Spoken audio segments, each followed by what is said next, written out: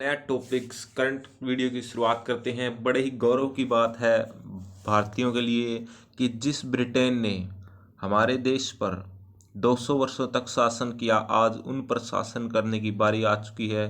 बड़े गौरव की बात है। ऋषि सुनक जो है भारतीयों के लिए अपमान का बदला लेने के लिए चर्चिल जो ब्रिटेन के प्रधानमंत्री थे, उन्होंने कहा था कि भारतीयों के बारे में कि चर्चिल ने कहा था कि भारतीय नेता कमज़ोर कमज़ोर, आज भारतीय ही ब्रिटेन का पीएम है। तो ये बड़े गौरव की बात है। ये इनकी फ़ोटो आप देख सकते हैं। यूके का रिवर्स कॉलोनाइजेशंस, ब्रिटेन में अंग्रेज़ों को 5 बातों में पछाड़ते हुए हैं भारतीय।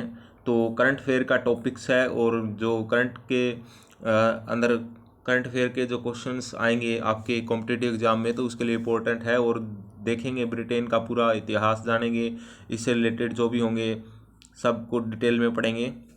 क्या कहता है कि अगर भारत को आज़ाद किया गया तो सत्ता गुंडों और मुख्तखोरों के हाथों में चली जाएगी। सभी भारतीय नेता बहुत ही कमज़ोर और भूसे के पुतलों जैसे होंगे। तो ये चर्चिल ने कहा था ये बातें, और आज क्या साबित हो रही हैं उल्टा।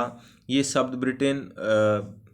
शब्द कभी ब्रिटिश प्रधानमंत्री विंस्टन चर्चिल ने भारतीयों को आज़ादी के विरोध में कहे थे, और आज उसी विंस्टन चर्चिल के यूनाइटेड किंगडम का प्रधानमंत्री एक भारतीय मूल का व्यक्ति बन रहा है। कितनी गौरव की बात है भारतीयों के लिए कि बदला लेने का अब अवसर आ चुका है। एक प्रकार से भारतीयों का अपनी कॉलोनी बनाम हम पर 200 साल तक राज करने वाले अंग्रेजों के अपने देश में अब भारतीयों का दबदबा बढ़ता जा रहा है।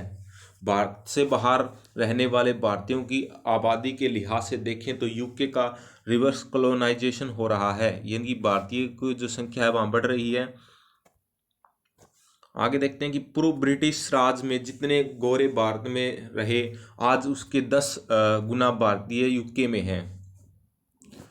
और पूर्व ब्रिटिश राज के दौरान जितने अंग्रेज भारत में रहे, उसे 10 गुना भारतीय आज यूके में रहते हैं। और 1941 की जनगणना के मुताबिक उस वक्त भारत में 1.44 लाख के करीब यूरोपीय ब्रिटिश रहते थे, और आज ब्रिटेन में भारतीयों के मूलों के लोगों की आबादी 16 लाख से ज़्यादा है।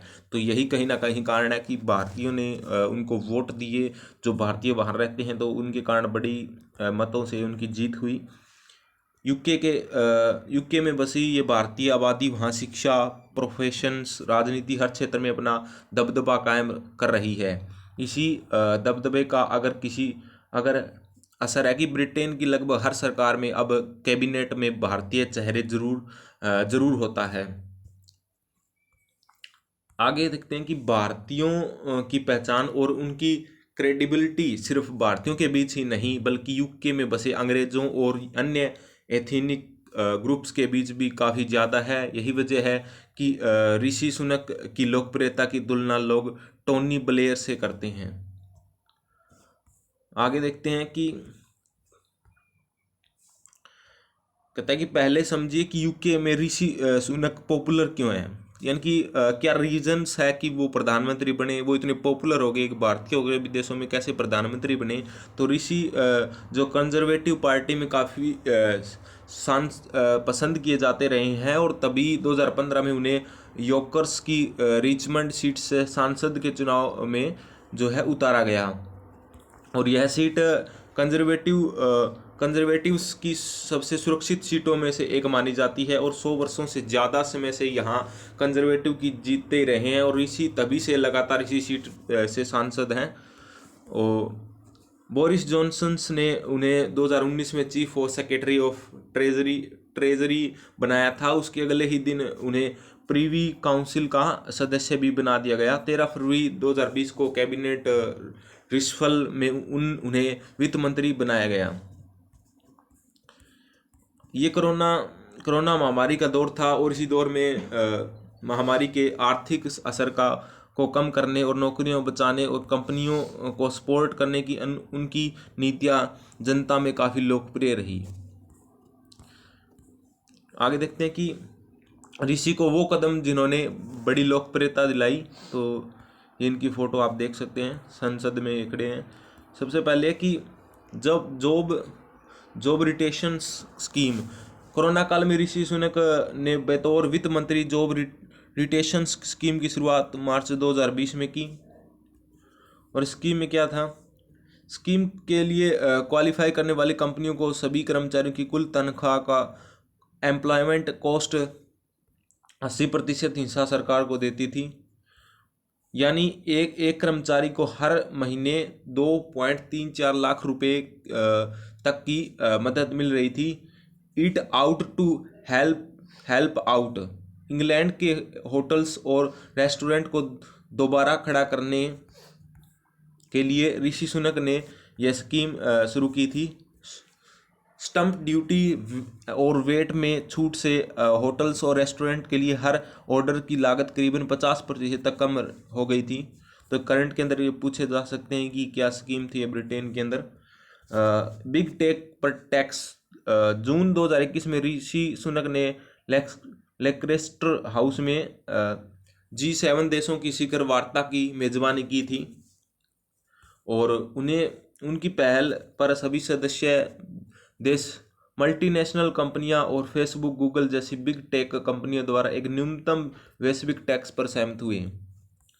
उसके बाद में यूके की आबादी का 2.3% भारतीय हैं, जिसके कारण ये एक बड़ा रीजन रहा कि ये देखिए भारतीय जो लोग हैं वहाँ झंडा लेकर के भारत देश का नेतृत्व कर रहे हैं। इस फोटो में आप देख सकते हैं। और 2022 में यूके में 16 लाख भारतीय बसे हैं। इनमें भारतीय मूल के लोगों का 42.9% यूके में ही जन्मे हैं और 41.9 दक्षिणी एशिया में जन्मे हैं और यूके में शिफ्ट हुए हैं और 11% अफ्रीका में जन्मे हैं और यूके में शिफ्ट हुए हैं।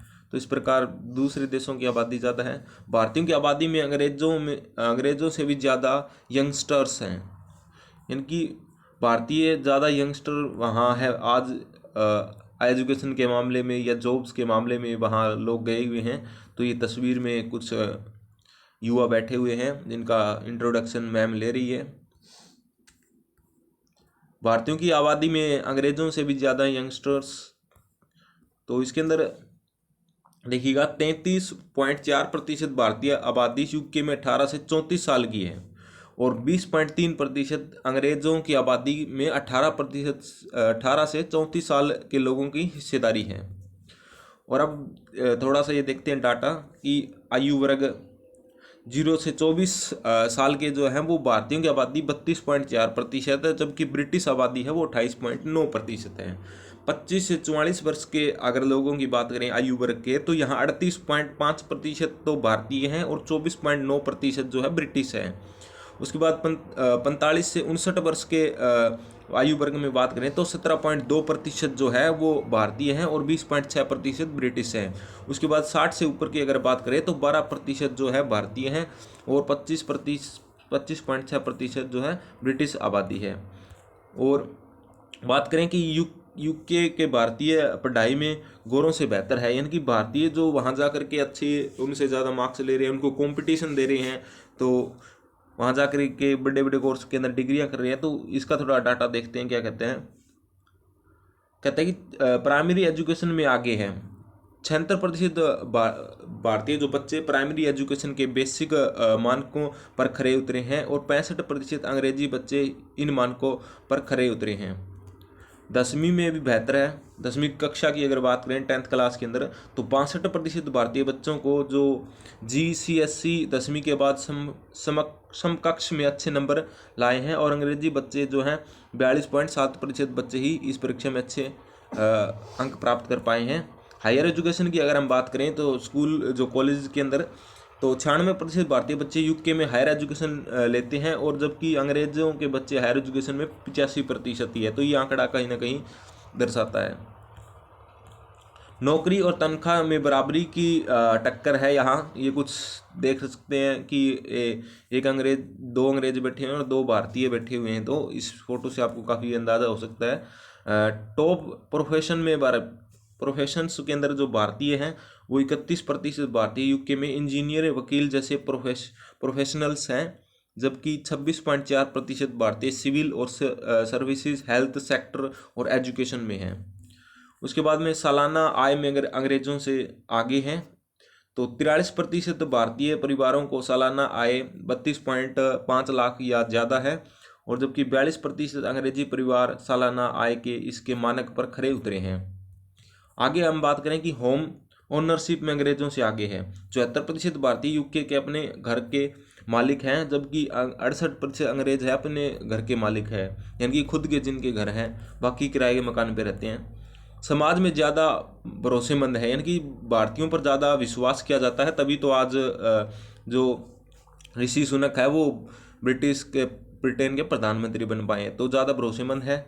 और यहाँ बात करते हैं, यहाँ से रिलेटेड कुछ डाटा देखते हैं। हजार में 3 भारतीयों को पुलिस रेंडमली रोक कर तलाशी लेती है, और 1000 में से 6.7 भारतीयों को गिरफ्तार किया जा सकता है। और उसके बाद में ये आंकड़े अंग्रेजों के बराबर यानी कि भरोसा बराबर है, और 1000 में से 10.2 अंग्रेजों को पुलिस गिरफ्तार कर सकती है।